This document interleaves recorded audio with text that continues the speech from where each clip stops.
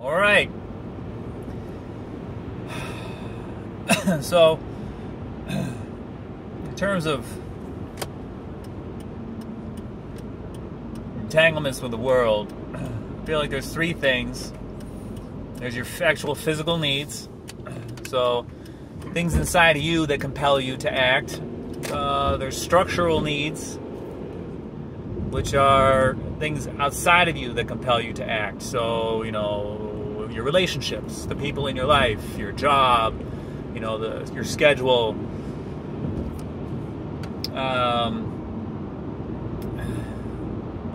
things like that. And then I separate out maintenance, because your structural needs, you have some control there. You can switch jobs to find one that has a better schedule for you, or get training or whatever, or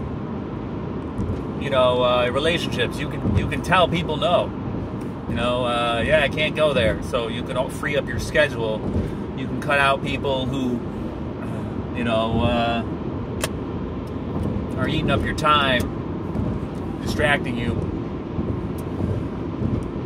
But then there's like a third aspect to that, and that's maintenance. There's things in your life that you just kind of have to do.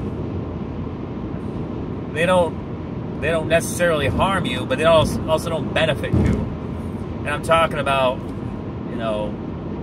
eating and laundry, cleaning, maintenance, just the upkeep of your life, those things you have to do. There are things you can do to make these things less distracting. There's a strategy called batching that I got from the 4-hour work week, where you basically just block out a period of time, and that's when you do your laundry and your meal prep for the week, and your shopping, and you pay your bills, and you just try to get it all done in this kind of 2 or 3 hour window, and then you don't have to worry about it for the rest of the week, or even every other week, if you can manage that. So it's just, I think, some forethought, some planning comes into play with that strategy. But that's one way. But then also, there's also keeping things simple. Simplicity, living simply. So, do you have a mansion with 8 rooms and 3 bathrooms that you have to keep clean? Or pay somebody to keep clean, but then you have to earn that money to pay them, so you're earning that much. How much time is that taking? There's all these variables. The smaller the house you live in, the higher, a car that's doing routine maintenance on a car so that it just lasts, and you can go longer without paying bills on it, and it gets you from point A to point B. But do you really care much? Why should a car be anything more than that? This is just how I look at things. I don't know if it's right or wrong. To me, what I am getting out of all this, as I read the Bible, is the less wrapped up you are in worldly things, the better. The more you can focus on God. So you're trying to not be distracted by. So when it comes to like cleaning your stuff or maintaining your car, your errands. Do you batch your errands? Are you trying to reduce drive time so you're not filling up gas? Can you fill up your gas once a week, once every other week? Can you work from home? I don't know. Like, these are just things off the top of my head. But for every little bit of this kind of stuff that you do, you have more time. Your schedule is more flexible to do other things that you're, led to do. God has more of your time to work with. I don't know, laundry shouldn't be holding you back from doing God's will. It's like, oh wait, I can't do that thing I feel led to because, laundry's piling up. I don't have any socks. I don't have any underwear, or whatever. I don't have my favorite shirt.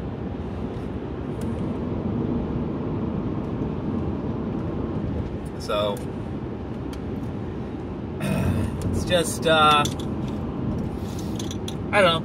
It's the angle I'm coming at things from. Just trying to free up things, become less encumbered by the things of the world. Am I gonna, dig a hole in the ground and live in that? So I don't have to clean and, no. I don't think that that's necessary. That's not what I'm trying to do here.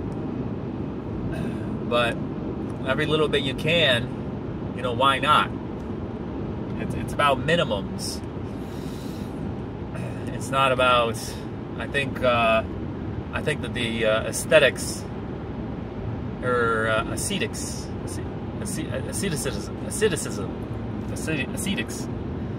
Those guys you see in the movies about the Middle Ages that were going around whipping themselves, like just flogging themselves constantly.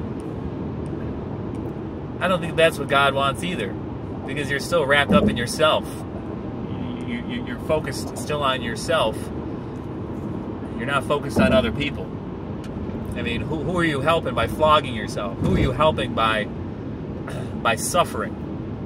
Self-inflicted suffering, I don't think is what Jesus was talking about when he said, take up your cross kind of thing. The cross was imposed upon him by worldly authorities. He didn't take it up himself. He didn't, hey, give me a cross. Wait, what are you talking about? Hey, you got a cross I can have? No, they put it on him. They put him up on the cross. I think self-inflicted punishment is not, but because then you're so focused on your own outcome. If you're doing it to yourself, you're like, you're taking control. It's not God's. Like, okay, God has decided to punish me this way. It's like, I've decided how I'm going to be punished. And that's not, I don't think that's the point there.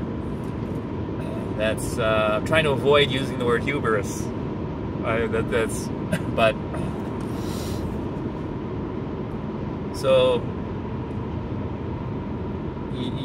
as you're out doing God's will, the world will resist you in various ways, and those are the ones you have to bear. Those unexpected, unpredictable ones, punishments and persecutions and whatnot that you don't expect, that you wouldn't choose for yourself. I think that's the thing there. That's the blessing in disguise. That's the test of faith. If you make up the test yourself, it's no real test. It's the test that you don't make up yourself that really shows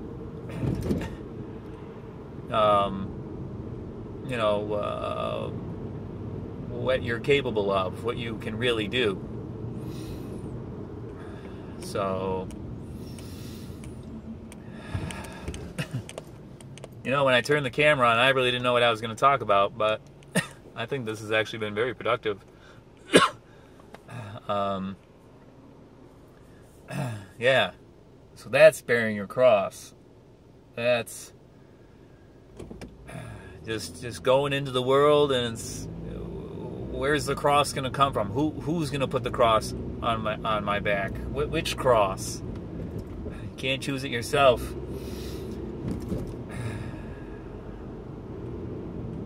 So that's how maintaining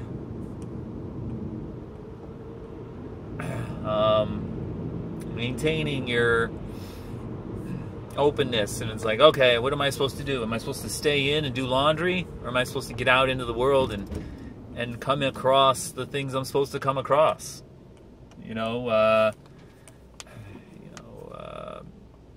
That kind of stuff. Those are the things that I run into. Those are the times I choose to stay in and do laundry because I have to, because it caught up with me, and it's like, oh yeah, I'm probably gonna need that. That's I'm not flexible enough. I'm not able to be led then. Sometimes God will compel me to just do something. But I'm sure there are times when He would like me to do something, and I choose what I do, because I don't want to have to, last second, wash my socks in the sink, and put them on a little damp. So, yeah. So maintenance, batching, and just reducing the amount, planning ahead a little bit, and being shrewd about these things, and not having a lot of things to maintain. That's part of, like, all that maintenance stuff is a burden. Go. Is that's a thing too. So, all right. God bless, and I pray this finds whoever it is meant to find. Peace.